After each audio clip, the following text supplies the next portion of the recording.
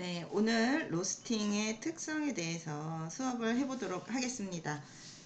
책으로는 89페이지입니다. 로스팅이라는 것은 뭐냐면요. 생두는 볶지 않은 상태의 커피를 생두라고 하는데요. 여기 보시면 이게 생두예요. 이 그린색의 생두가 그 자체로는 아무런 맛도 향도 없어요. 요거로는 그냥 풀향 같은 약간 그런 향이나 아니면 그리고 굉장히 씹어보면요. 딱딱해요. 건조시킨 거기 때문에 플라스틱을 씹는 것처럼 딱딱한 이런 밀도를 가지고 있고, 그리고 맛도 별로 없는, 이런 맛도 향도 없는데요. 여기 이 생두에다가 열을 가해서 볶게 되면요, 오른쪽에서 보는 사진처럼요, 색깔도 이것과는 다르게 브라운색으로 바뀌는 거지만 색깔뿐만 아니고 맛도 이전에는 없었던 맛이 생기고요. 그리고 약간 쓰고 시고 달고 한 맛이 생기고, 그리고 향도 캐러멜 향, 견과류 향 같은 이런 구수한 향이 생겨서 우리가 아는 커피가 되는 거예요. 이렇게 열을 가해서 볶는 거를 로스팅이라고 합니다. 네, 책의 첫 번째 줄 보시면 커피 생도는 원산지, 품종, 등급, 재배 고도, 가공 방식, 가공 연도, 보관 방법, 상태 등에 따라 다양한 맛과 향을 지니고 있다. 이러한 고유의 맛과 향이 잘 살아날 수 있도록 생두에 열을 가하여 건향, 아로마, 향미, 후미, 산미, 색 등을 발현시켜주는 것을 영어로 로스팅이라고 한다. 이렇게 나와 있습니다. 그 다음 페이지 보도록 하겠습니다. 네, 그러면 열이 커피에 가해진다고 했는데요. 그럼 로스팅을 하면서 어떤 열원이 가해지는지에 대해서 살펴보도록 하겠습니다. 네, 전도, 대류, 복사 이렇게 세 가지 열의 형태로 커피에 열이 전달이 되게 돼서 볶아지게 되는데요. 전도라는 것은 뭐냐면요.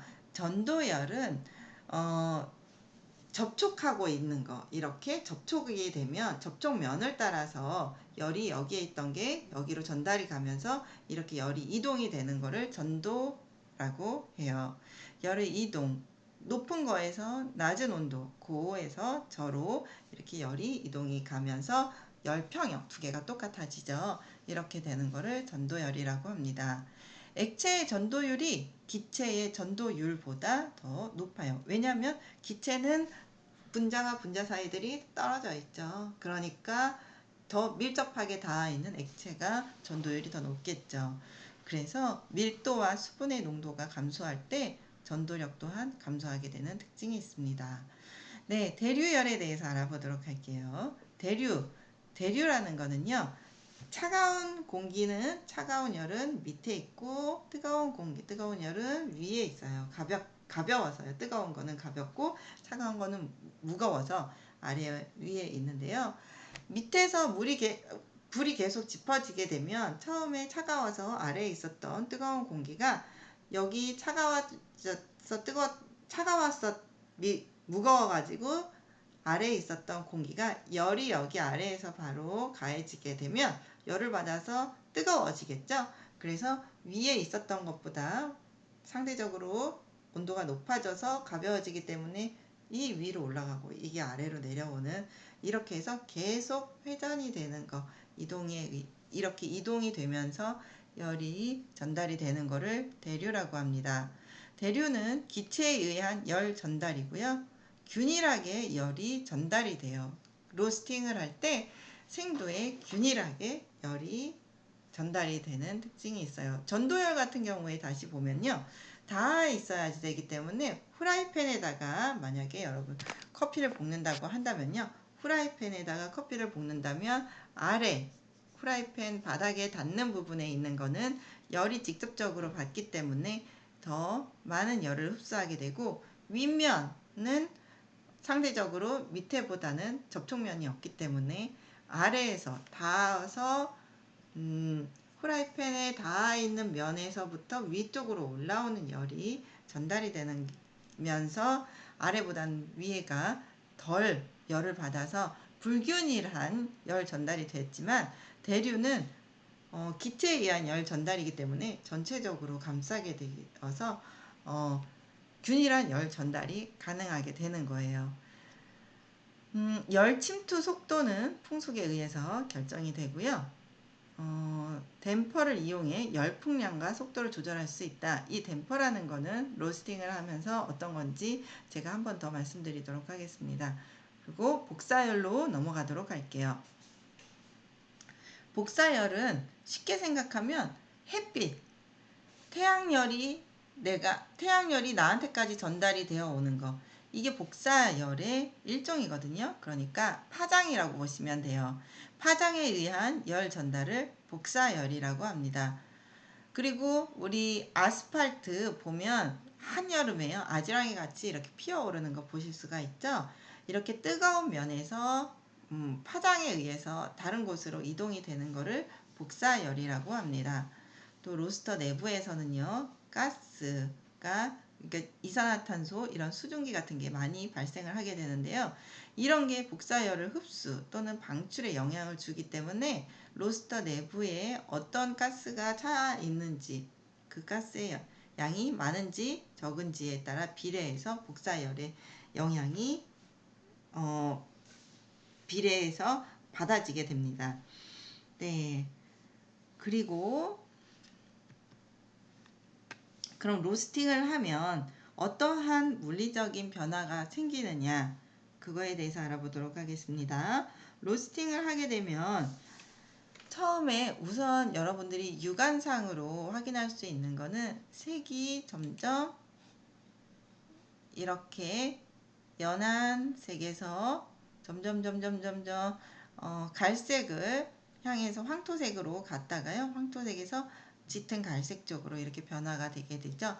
네, 그래서 로스팅을 하게 되면 색의 변화, 노랑, 시나몬, 연갈색, 갈색, 진갈색, 흑갈색으로 색이 점점 변하게 됩니다. 그리고 부피는 1차 파핑을 거치면서 생두 상태일 때보다는 50에서 60% 정도가 부풀어 오르게 되고요.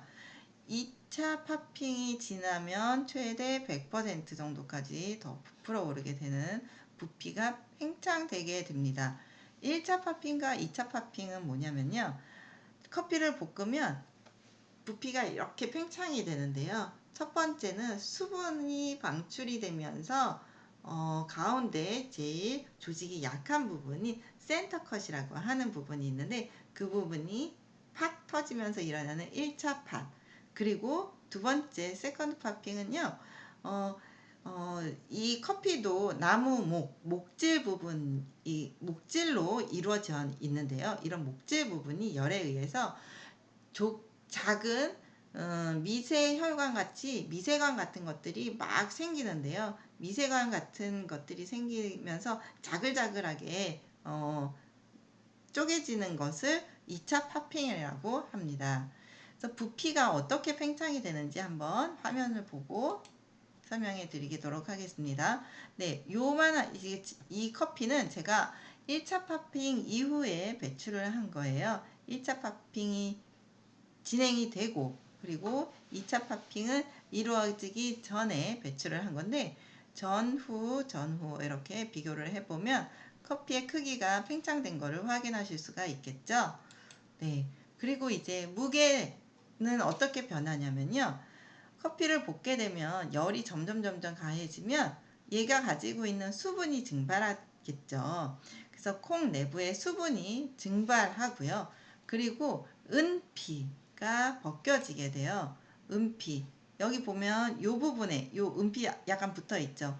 이런 은피는 여기도 은피가 있고요. 실버스킨은 생두의 겉면을 여기 보시면 까끌까끌하게, 이게 매끈하지 않고 여기 부분 이런 데가 까끌까끌하게 이런 데 붙어 있죠. 이게 은피인데요. 여기도 보시면 매끈하지 않고 까끌까끌한 거, 이게 은피인데요. 은피는 생두에 찰싹 붙어 있어요. 그래서 이거를 로스팅을 하게 되면 부피가 팽창하니까 찰싹 달라붙어 있었던 게 이렇게 떨어져 나가게 되거든요. 그걸 은피라고 해요.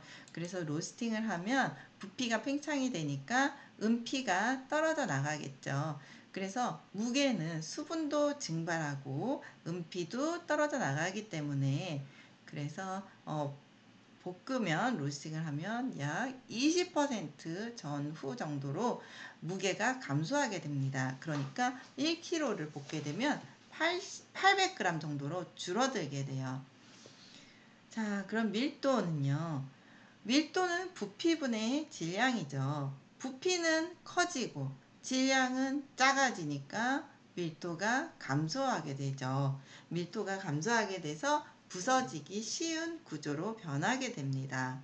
부서지기 쉬운 구조로 변하게 되면 우리가 커피를 마시기 전에 분쇄해야 되는데 분쇄가 쉬워진다는 거죠.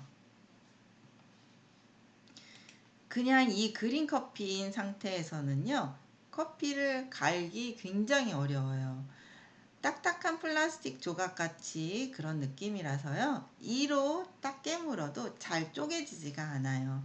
굉장히 단단한데요, 볶고 나면 쉽게 부서질 수 있는 구조로 부피가 감소하게 됩니다. 그리고 모양과 형태는요, 흡열 과정 중에 수분이 증발하면서 처음에 열이 막 가해지니까 한 12% 내외로 가지고 있는 수분이 증발을 하게 되고요. 그러면서 표면이 쭈글쭈글하게 돼요. 수분이 증발하니까 표면이 쭈글쭈글하다가 1차 파핑과 2차 파핑, 이 1차 파핑과 2차 파핑을 지나게 되면 1차 파핑에서 한번 팍 부피가 팽창하는 거, 2차 파핑에서도 부피가 또 팽창하는 거. 그러니까 생겼던 주름이 파핑 반응, 발열 반응에서 펴지게 됩니다. 그리고 향은 처음에는 생두의 풋풋한 향 같은 게 나요. 이 상태에서는 그냥 콩 비린내 아니면 풀향 이런 향이 난다면 이 상태가 되면 우리가 알고 있는 고소한 이런 고소하고 또 달콤하기도 한 그런 커피 향이 진익이 되는데요. 옐로우 단계라는 것을 여기 보면 제일 노란색일 때 이때를 지나게 되면서 옐로우 단계에서는요, 계피색으로 이때 바뀌면서 고소한 캐러멜 향이 이제 그걸 지나면서 점점 이런 향으로 바뀌게 됩니다. 1차 크랙 전에는 어느 정도 향이 감소를 하는데요. 1차 크랙 전에는 향이 거의 이제 감소하게 되는 1차 파핑 시작되면서요. 1차 파핑이 시작되면서 고소한 향 그리고 신향이 갑자기 증가를 해요. 그리고 휴지기 잠깐 잠잠한 시기가 있거든요. 이 휴지기를 지나면서 신향은 줄어들고 그리고 원래 커피의 고유의 향이 발현이 되게 됩니다. 그래서 2차 파핑 후에는 너무 많이 볶으니까 이제 탄향 같은 스모키한 향이 나게 됩니다. 그래서 저렴한 커피 같은 경우에는 원래 고유의 향이 많지도 않을 뿐더러 그리고 좋은 향이 별로 없기 때문에 많이 볶아서 쓴 향이 많이 나는 경향이 있고요.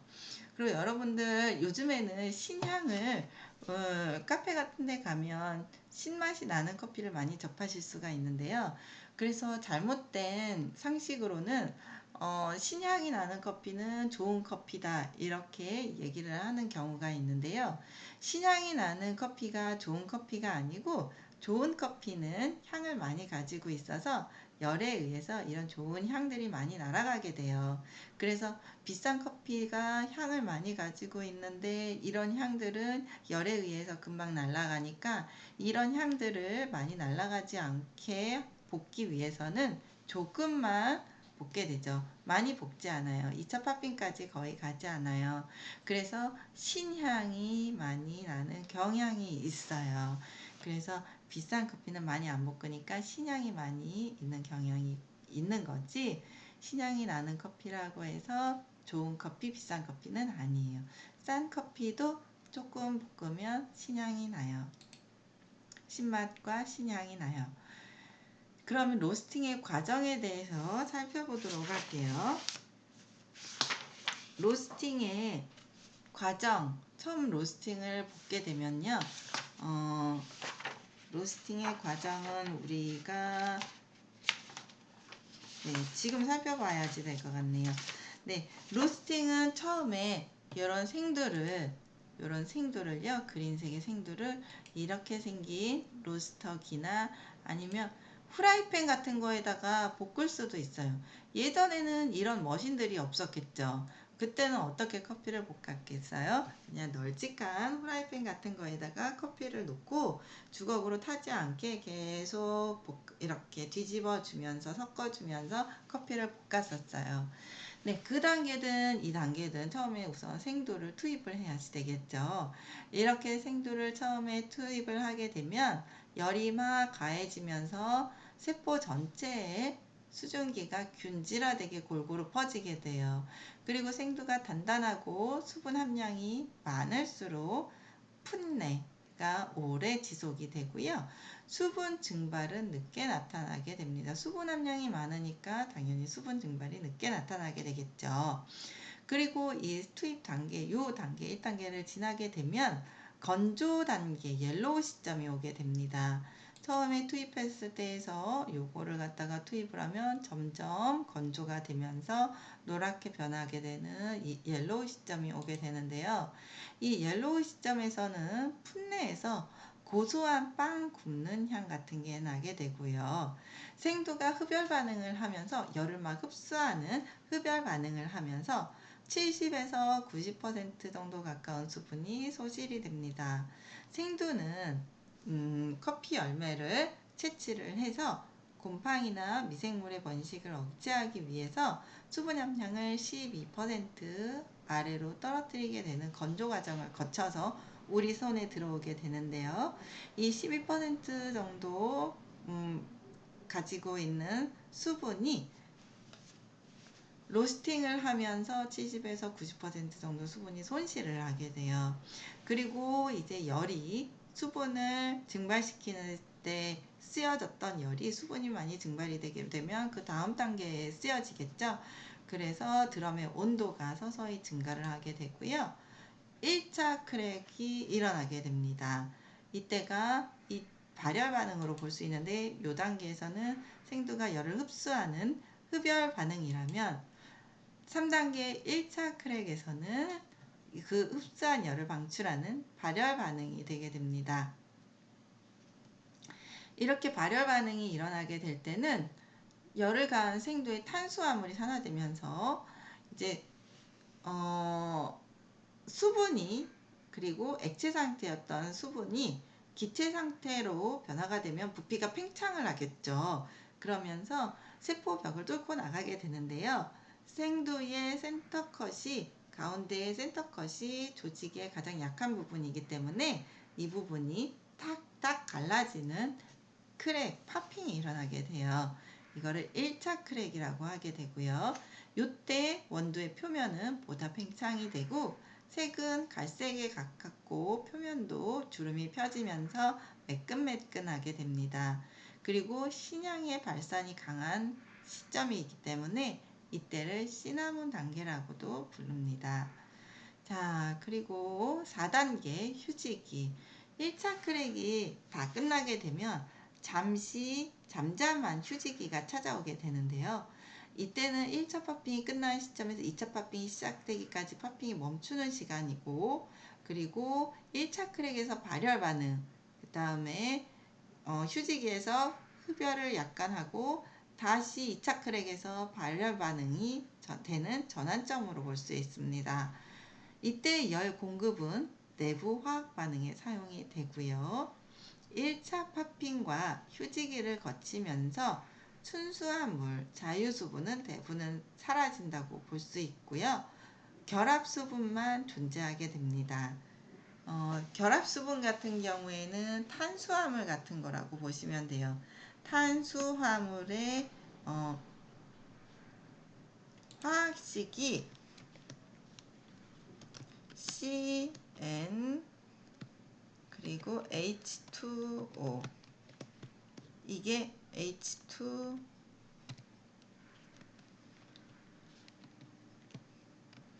이 탄소 NM, 이게 탄수화물의 화학식인데요. 이런 결합수 여기에 보면 H2O가 다른 것과 결합이 되어 있는 이런 결합수의 형태만 남고 우리가 이 자연 현상에서 볼 수 있는 물이 자유수분이라고 보시면 되는데 이런 자유수분은 대부분 사라지게 됩니다. 그리고 2차 크랙이 일어나고 나면요.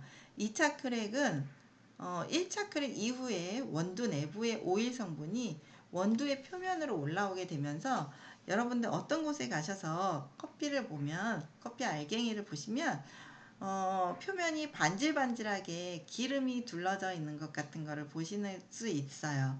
그거는 커피가 원래 가지고 있는 지방 성분이 프렌치 정도 단계부터는 외부로 지방이 빠져나오게 돼서 맨질맨질하게 보이게 되는 건데요. 이런 원두의 표면으로 오일 성분이 올라오게 되고요. 1차 크랙 때보다 더 팽창하게 됩니다.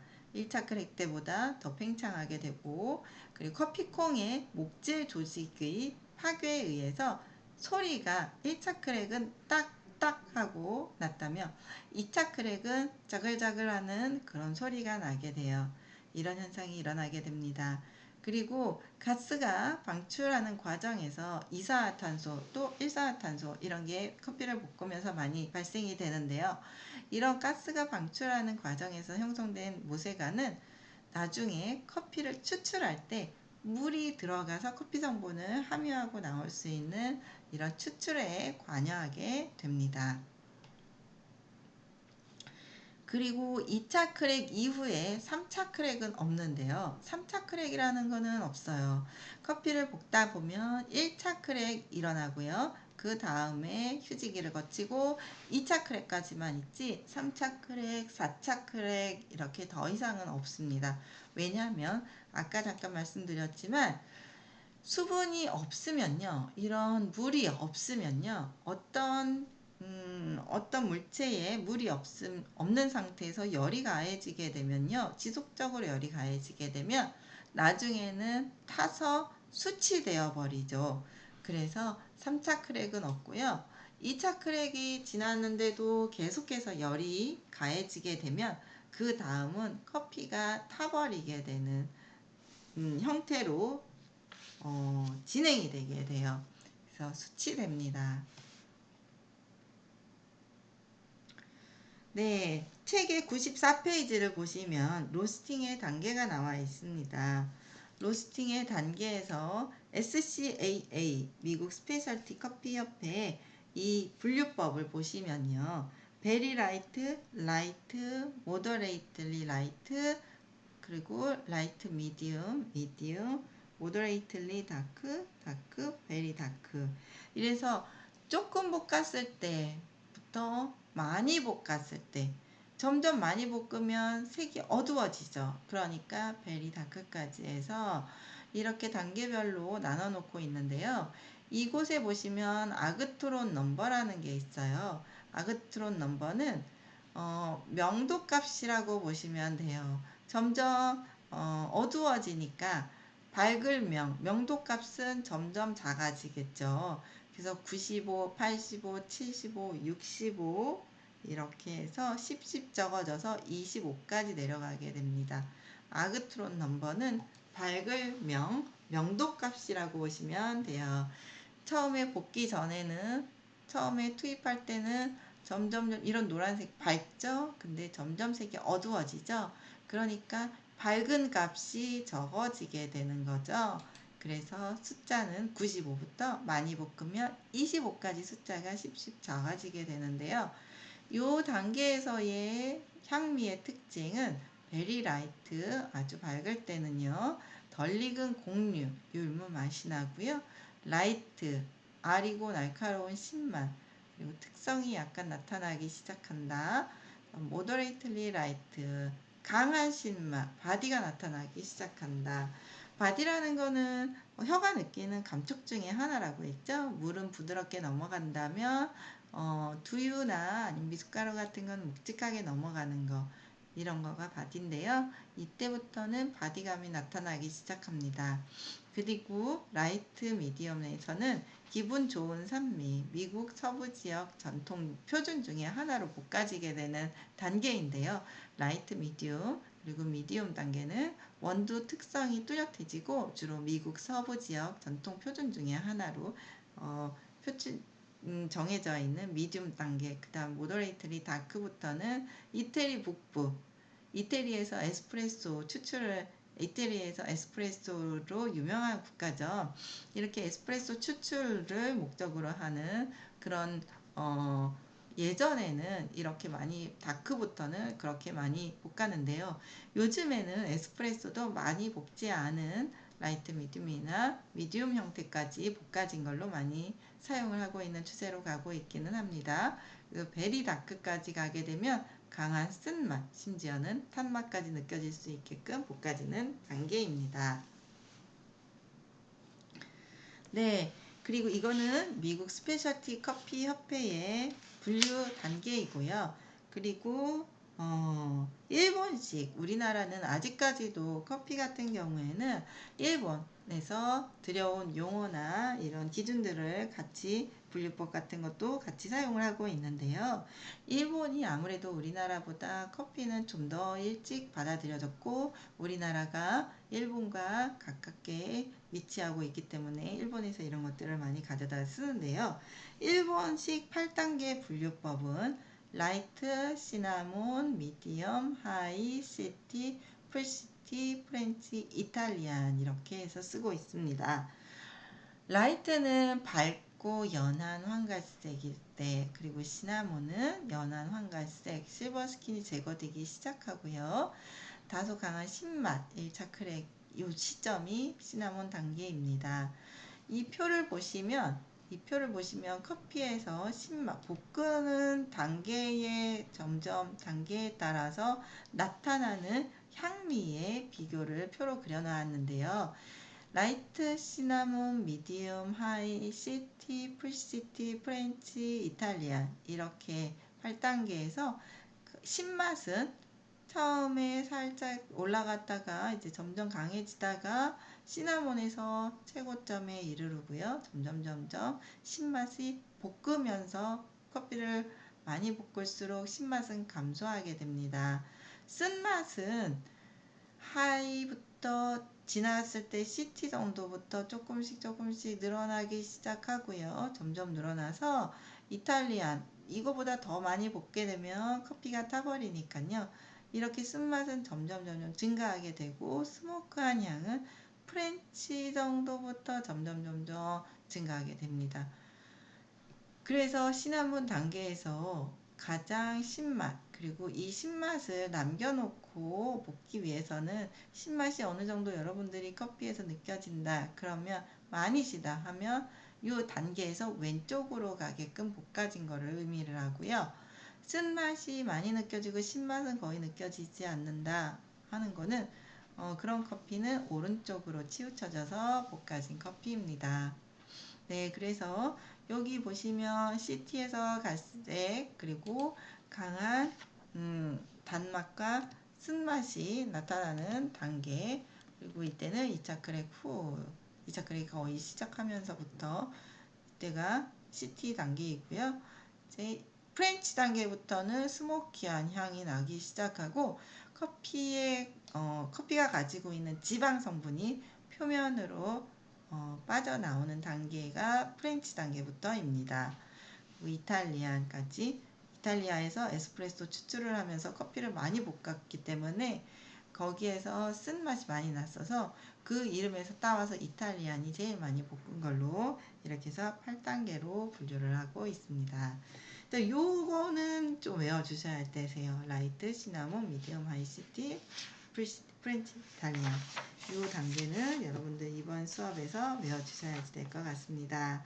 자, 1교시 여기까지 하고 잠시 쉬었다가 만나도록 할게요.